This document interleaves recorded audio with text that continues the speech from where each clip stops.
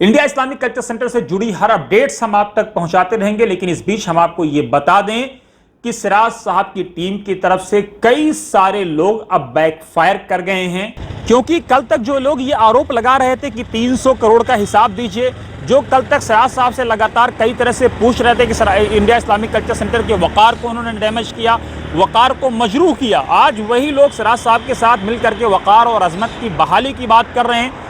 तो सवाल तो पूछा जाएगा, सवाल पूछना हमारी जिम्मेदारी है, इसका जवाब क्या आएगा ये आने वाले दिनों में बड़ा दिलचस्प होगा। इसमें एक और बड़ा नाम है मतलूब करीम साहब का, हाफिज मतलूब करीम साहब, जो बोर्ड ऑफ ट्रस्टी का चुनाव लड़ रहे हैं।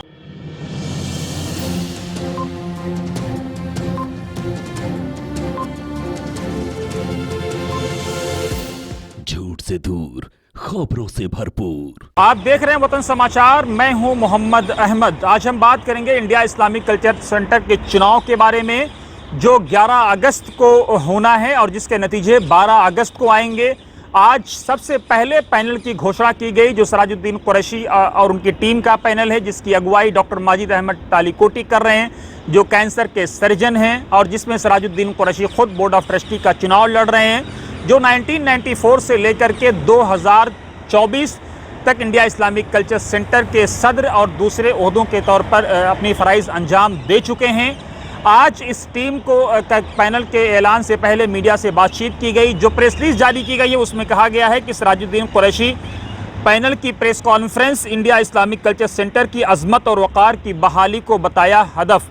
अब सवाल यह है कि वो कौन सा वक़ार, वो कौन सी अजमत जिसकी बहाली होगी, वो कौन सा वक़ार है जिसको अपना हदफ ये टीम रख रही है, जो जिसको अपना गोल बनाया है इस टीम ने।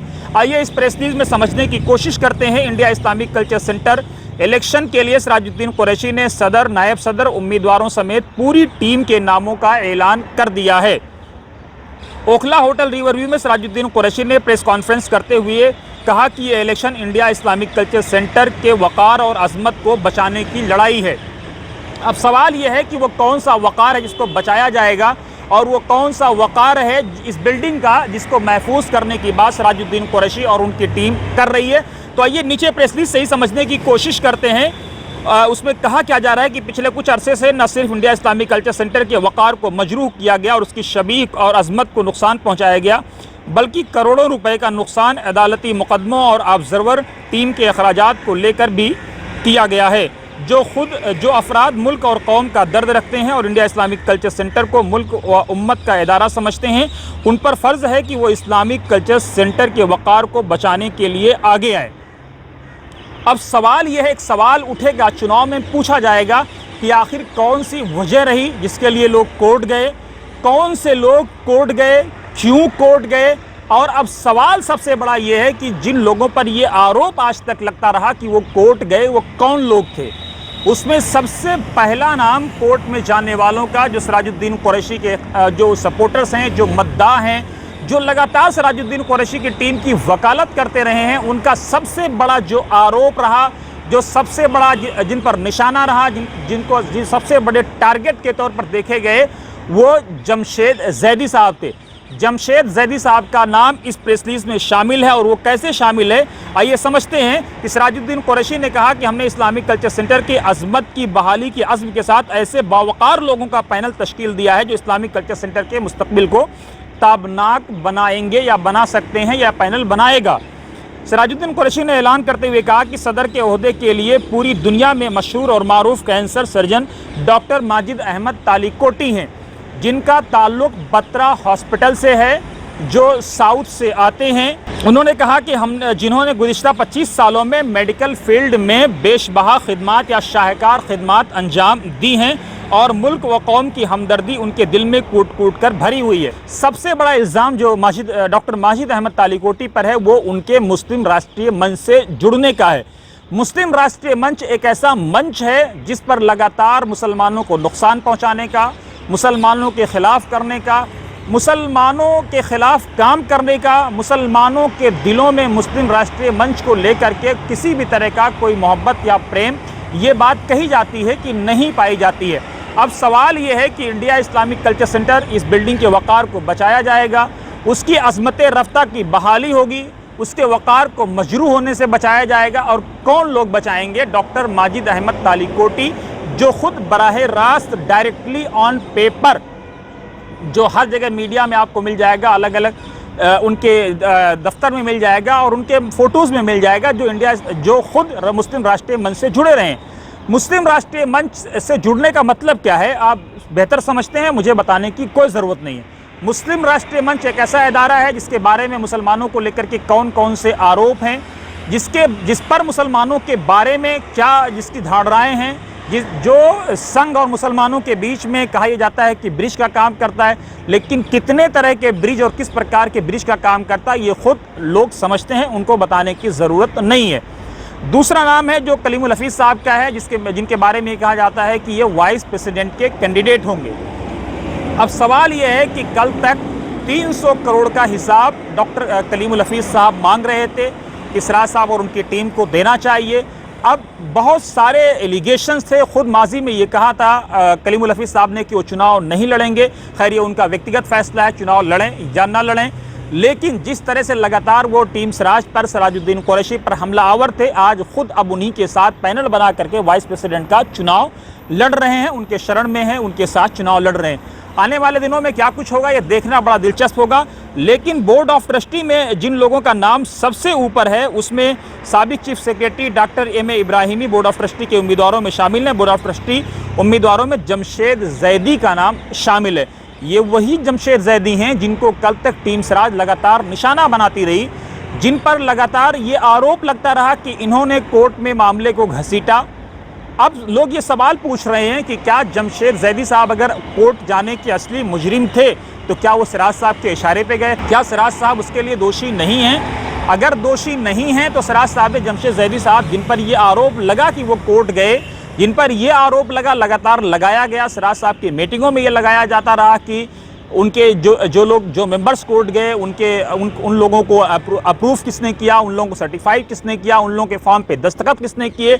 लगातार इस तरह के आरोप लगते रहे और लगातार टीम सिराज की तरफ से ये आरोप लगाया जाता रहा। तो अब इसकी क्या सफाई टीम सिराज देगी या टीम डॉक्टर माजिद अहमद तालिकोटी देंगे, ये एक बड़ा दिलचस्प है कि कल तक जिन पर आप आरोप लगा रहे थे, कल तक जिन पर आप चीख चीख करके चिल्ला रहे थे, कॉफ़ी शॉप को लेकर के, अलग अलग मुद्दों को लेकर के कल तक जिनको आप घेर रहे थे, आज आप चुनाव में या किन्हीं वजूहात के बना पर उनके साथ आप चुनाव लड़ रहे हैं। तो इसका क्या मतलब है कि दाल काली है या दाल में कुछ काला है या पूरी की पूरी दाल काली है? ये तो आने वाला समय बताएगा, ये देखना होगा। लेकिन इसमें और भी कई सारे लोग हैं जो मेंबर हैं, जिसमें खुद सिराज साहब बोर्ड ऑफ ट्रस्टी का चुनाव लड़ रहे हैं और इरशाद साहब हैं जो एमी ओल्ड बॉयज़ के अध्यक्ष रह चुके हैं, और एग्जीक्यूटिव कमेटी में एक नाम जो है वो समर साहब का है जो सिराज साहब के साहबजादे हैं। लेकिन ये चुनाव अब बड़ा दिलचस्प हो गया है कि अज़मत और वक़ार की बहाली, और कहा यह जा रहा है इस प्रेस रिलीज में कि करोड़ों रुपए का इंडिया इस्लामिक कल्चर सेंटर का नुकसान हुआ, और जिस व्यक्ति पर आरोप है वही व्यक्ति अब सिराज साहब की टीम का अभिन्न अंग बन चुका है, वही बोर्ड ऑफ ट्रस्टी का एक्शन लड़ रहे हैं, उन 7 लोगों में से एक हैं।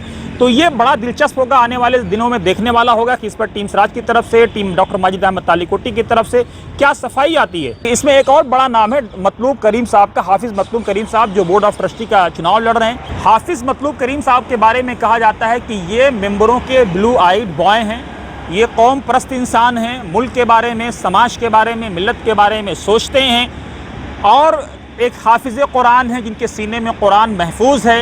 ये वो इंसान हैं जो मस्जिद भी चलाते हैं, मदरसा भी चलाते हैं, मकतब भी चलाते हैं, और इससे बड़ी बात यह है कि ये हॉस्पिटल भी चलाते हैं। खुद दरगाह फैज़लाही की जो इमारत है, ये जो वक्त की ज़मीन है, वो कई सारी उनके शाहकार कारनामों की, नायाब कारनामों की गवाह है।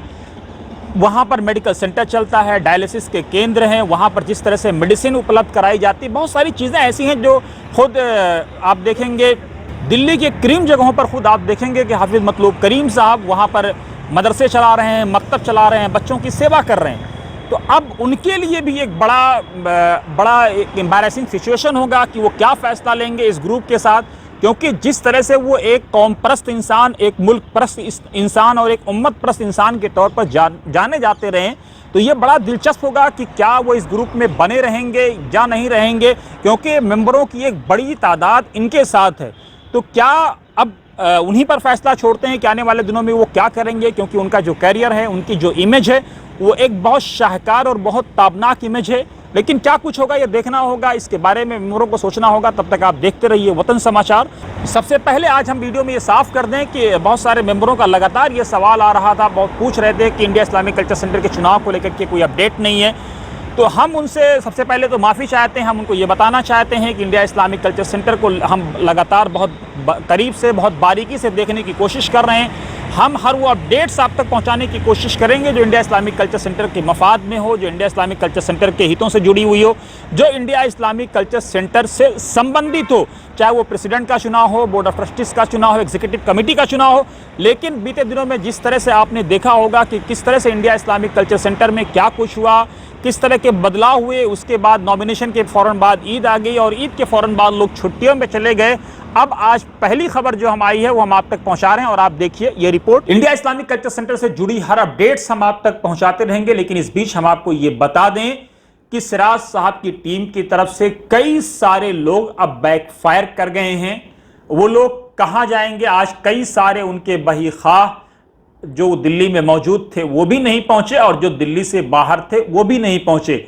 क्या रुख होगा डॉक्टर वारिस का, क्या रुख होगा शफीक साहब का, क्या रुख होगा मुबीना अबरार का, क्या रुख होगा उनके हस्बैंड अबरार का। मुबीना जो अब्दुल हक साहब जो इंडिया इस्लामिक कल्चर सेंटर की जड़ों से जुड़े रहे, जिनके घर पर लगातार पिछले 20 सालों से सिराज साहब का आना और जाना है, जिनको डॉक्टर हक साहब अपनी बेटी मानते थे और अपनी बेटी के बराबर का सम्मान देते थे, उनका क्या रुख होगा? उन मुबीना का, उनके हस्बैंड अबरार का, रहमतुल्लाह जो लगातार सिराज साहब के बहीखाए थे, सिराज साहब के पैनल से वकालत कर रहे थे लोगों को, वो क्या तेवर अपनाएंगे? ये सारी चीज़ें बहुत दिलचस्प होंगी क्योंकि उन्होंने बोर्ड ऑफ ट्रस्टी का पर्चा भरा था, उनका नाम इस लिस्ट में नहीं आया है। ये लोग क्या फैसला लेंगे, नहीं लेंगे, ये आने वाला देखने में बड़ा दिलचस्प होगा। सिराज साहब के साथ रहेंगे या नहीं रहेंगे, क्योंकि एक बड़ी टीम जो सिराज साहब के साथ पिछले 1 साल से इंटैक्ट थी और सबसे बड़ा नाम जो इंटैक्ट की सूची में पहले आता है वो हाफिज मतलूब करीम साहब का आता है। अब उन पर भी कई सारी जिम्मेदारियां आ गई हैं कि कैसे वो माजिद तालिकोटी को कबूल करेंगे, कैसे वो और लोगों को कबूल करेंगे, क्योंकि जो नाम पैनल में अनाउंस किए गए हैं वो नाम, आप उन नामों को देखेंगे तो आपको अंदाजा लग जाएगा कि पैनल कितना ज़ख़ीम है, कितना भारी है और कितना हल्का है, किसके पास कितने वोट हैं, क्या हैं, ये खुद आप अंदाजा लगाइए। इसमें इरशाद साहब हैं और कई सारे लोग शामिल हैं। लेकिन क्या कुछ होगा, हर अपडेट्स हम आप तक पहुंचाते रहेंगे। हमारी वीडियो कैसी लगी जरूर कमेंट बॉक्स में अपनी राय दें।